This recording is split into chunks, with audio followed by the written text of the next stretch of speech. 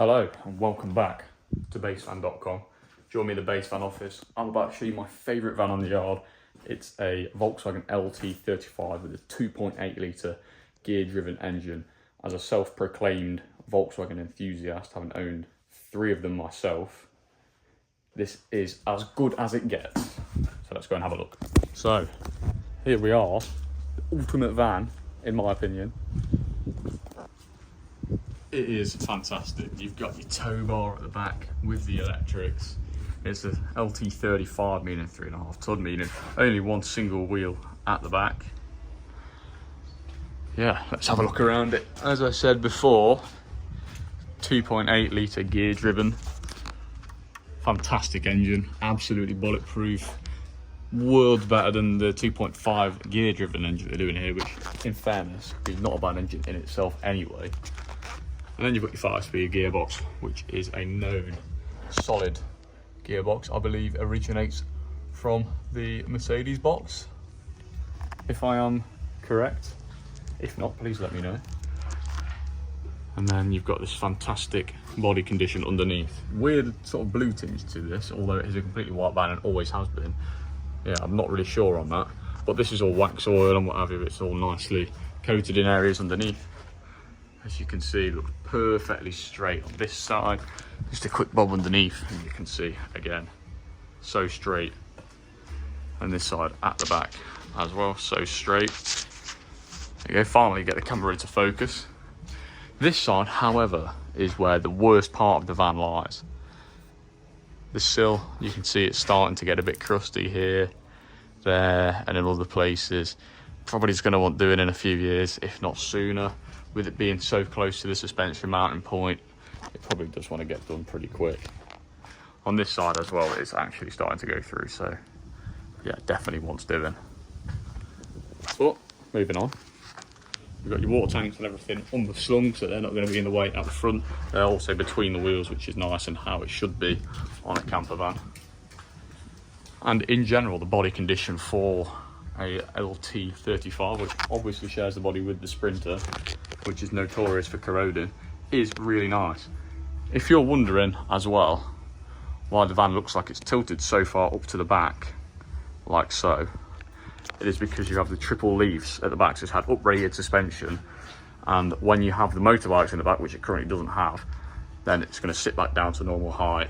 It's basically just geared to take motorbikes to places like South Portugal, which it says in the back, which I'll mention later on.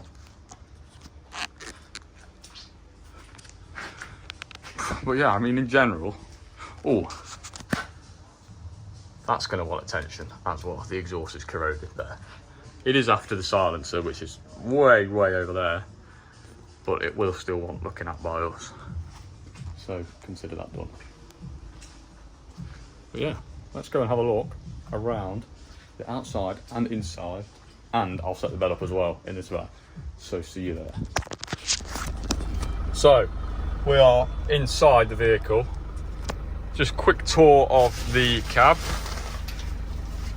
We've got on this particular one, which is rare for an LT, it looks like an aftermarket job, of electric windows. They work perfectly. I can only imagine it's using some parts from a Sprinter with electric windows maybe, but I can't be too sure because we didn't do this ourselves. Your little phone holder on there. You've got your clocks, obviously, with 97,000 on them. You've got your little fog switch down there, which is the same on all the vans, obviously. Coming this way, you've got a nice JVC unit. It looks very retro with the sort of old school graphics going on there. You've got a parrot. You've got a couple of cup holders, and you've got a reversing camera, which for some reason, there you go. It's yeah, it was working perfectly fine earlier on, but now it seems to have taken a bit of a dive, so that will be investigated. Open up the glove box, you've got obviously your handbook and everything like that. All the wiring for the split on the 12-volt system. You've got a 5-speed manual gearbox. We have an armrest, which on an LT is quite a rare find, to be fair. It looks pretty aftermarket. Then again, I can't be certain. Anyway, it doesn't matter. It does the trick well, so can't really argue.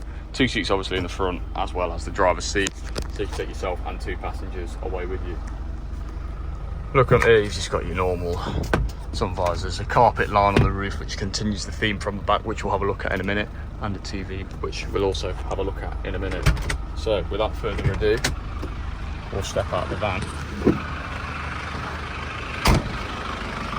and have a look around. Bodywork wise, it is absolutely fantastic all the way around. It's got alloy wheels on it, nice tyres obviously, as I said before in the underneath video. This is a shower unit, and I'll put a photo of that here because currently it's too much effort to go and get the keys, so you'll see that there. 240 volt hookup on that, with it being a fully fledged camper van, that is a necessity. Step and a tow bar for a trailer, and the main golden piece of the puzzle, the awning. Chairs are my personal chairs in the back of my car, so unfortunately will not come with the van. Popping open the side of the door, obviously you have your lights for the awning. But jumping in, we've got a surround system with a stereo down here, all your charge stuff there. There's a 240 socket there, a radio and a DVD player for said TV that drops down, which is actually pretty smart. And then all these switches for your lights, and basically anything you can possibly imagine: fridge, pump, TV, all in lights, which I've just shown you. You've got plenty of storage in the cupboards. Nice windows, proper camper van windows with blinds that slide down, like so. Night heater, sorry, it actually does have central heating in this one, which is insane for a van, but very, very good nonetheless. Then you've got your hob, sink, more storage, there's towel holders, everything, so more storage down here, and your fridge.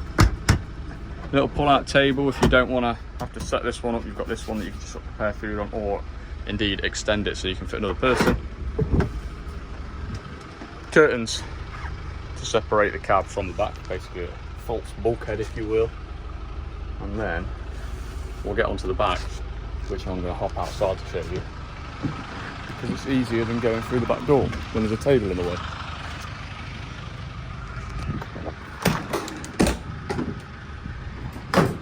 Jump into here. Got a door that doesn't want to play ball, which is great. It must be because we're on a hill.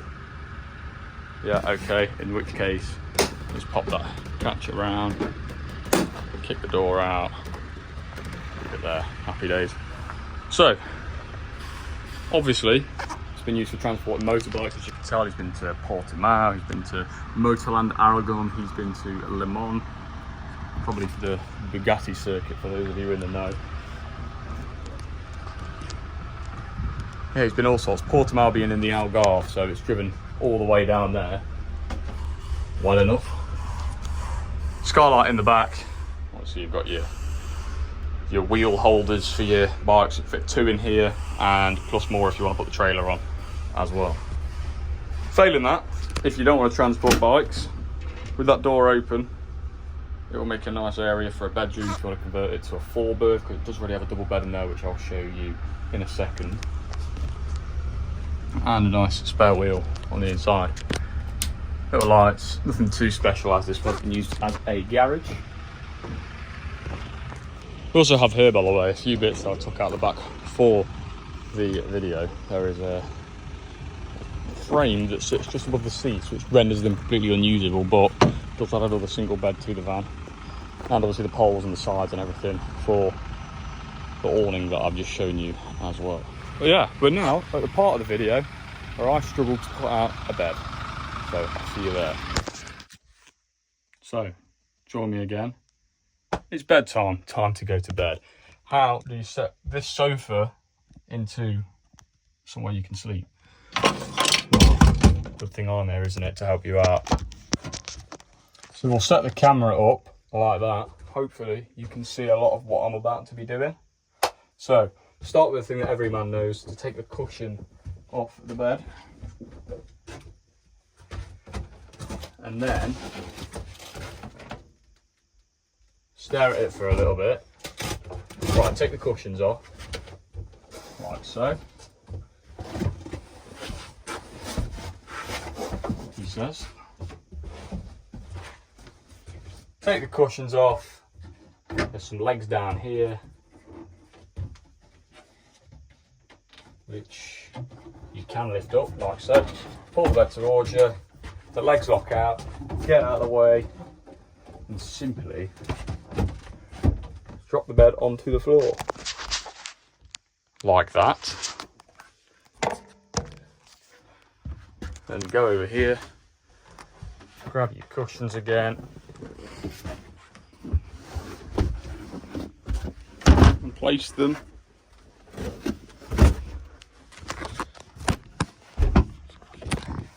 one there, grab the other one, place that next to it.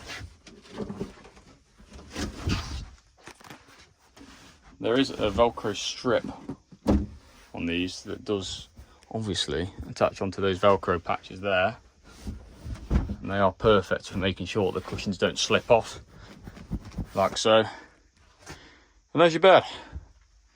So now all is left to do is to draw the curtains with one hand, which is quite difficult, so I'm gonna have to use two. Like that. Grab the blind. Again, difficult with one hand. There you go. Switch off the lights. Probably want to pull that blind over as well. And here, in absolute broad daylight, at what is this, 2:15 in the afternoon. I'm not even sure if you can see my face in the dark. You kick up after a long day on your motorbike and you simply go to sleep. So, what is there not to love about this van? Because I certainly can't find anything not to love about this van. Thank you very much for watching. Hopefully this has been an informative video as per, and see you in the next one. Goodbye.